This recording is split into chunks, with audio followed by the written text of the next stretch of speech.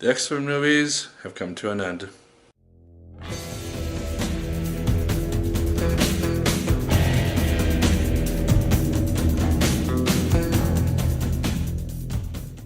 Hello once again, watchers of good movies. My name is Nick Pell, and this is once again coming from my apartment. Now today we are going to be talking about the film X-Men Apocalypse. This is the third film in the X-Men trilogy. It started with First Class, then a couple years ago we had Days of Future Past, and now we have Apocalypse. Now we have the third film, X-Men Apocalypse. It's supposed to be this big epic finale to this trilogy.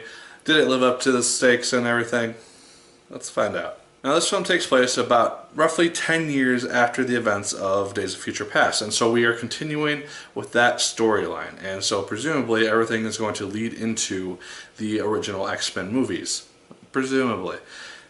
Doesn't really seem that way terribly much in this movie, and so that's one issue. It's not a huge issue because I didn't really care that much, but it is something that I've noticed, is that the continuity just doesn't really seem like it's going to fit that well if they're going to be leading back into the original movies from this timeline. We have James McAvoy once again as Professor Charles Xavier. He does fine in the role. He's in a wheelchair for the whole movie now, and so he's kind of more embracing that general role of Charles Xavier that we see. He's a mentor to these kids. He has the college and the school built, and he has these students, and we see a lot of these X-Men who we have come to know as General X-Men, Cyclops, Jean Grey, Storm. We see them all as youngsters and kids who are just starting to develop and control their abilities. I thought that the young cast did very, very good. Sophie Turner is the main one who a lot of people are going to recognize, mainly from Game of Thrones, and I thought that she did a very, very good job. I really want to see her in more things, including more of these X-Men movies, because come on, they're going to make more of them. But I thought all the young cast did very, very good.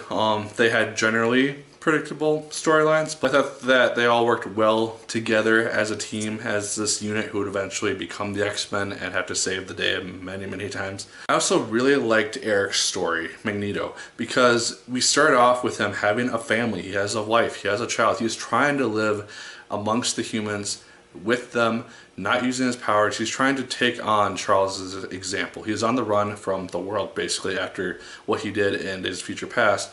Now he's just trying to live in hiding in Poland, trying to live a normal life.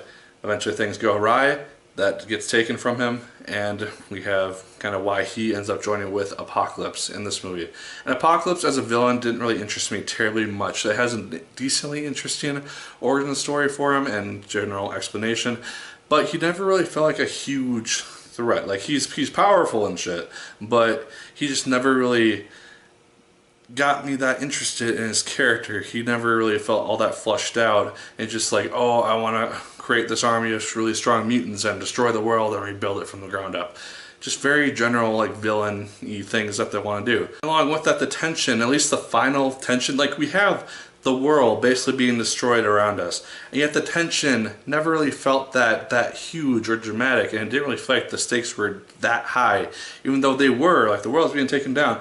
But I never really felt worried, like, oh hey, our heroes aren't going to succeed, mainly because we already have this knowledge that, oh hey, the world isn't destroyed in 20 years after these events. I did feel like it was paced very well, though. I wasn't really bored per se throughout the movie. I didn't look at my watch at all, and I thought that it moved from scene to scene very, very well. The final fight, though, kind of took advantage of that a little too much. It was very clippy in that it shows kind of one scene of a fight and then does another fight and then goes to something else and then goes to something else and comes back to the fight, and it never really felt like a very well choreographed thing.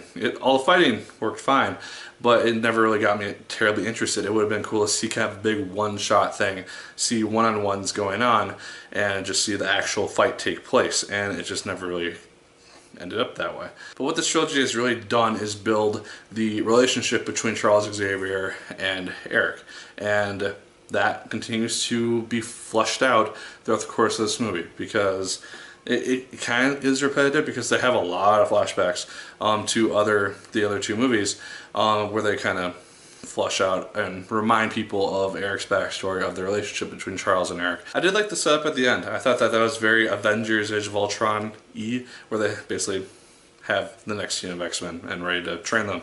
I thought that was cool, and I enjoyed seeing that.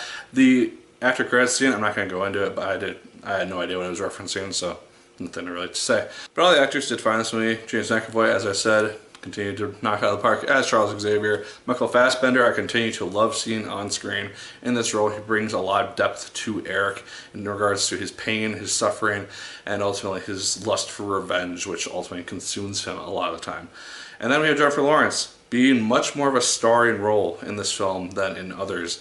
And I'll be kind of curious to see, assuming that they continue with this franchise and the storyline and keep these young actors and just have kind of cameos or bring in a couple of the older ones here or there, I'll be kind of curious to see if she continues to have this lead role or if she kind of falls back into the villain that she's more known as, at least from the main 3 movies.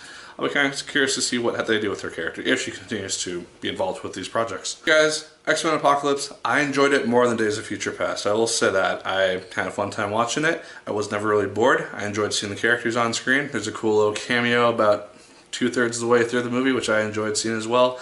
And yeah, I don't know if I'm going to go out and see this again right away. I'll probably end up buying it on Blu-ray eventually, but it didn't really get me terribly excited, or at least not as excited or interested or reinvigorated with the franchise as I was kind of hoping it might. But guys, those are just my thoughts on X-Men Apocalypse. Let me know yours in the comments down below. Did you like it as much as I did? Did you hate it more than I did? Let me know. Like, fair, comment, and subscribe once again if you so choose. I'd appreciate it immensely. And as always, my good people, my name is Nick Pell, and once again, keep on watching.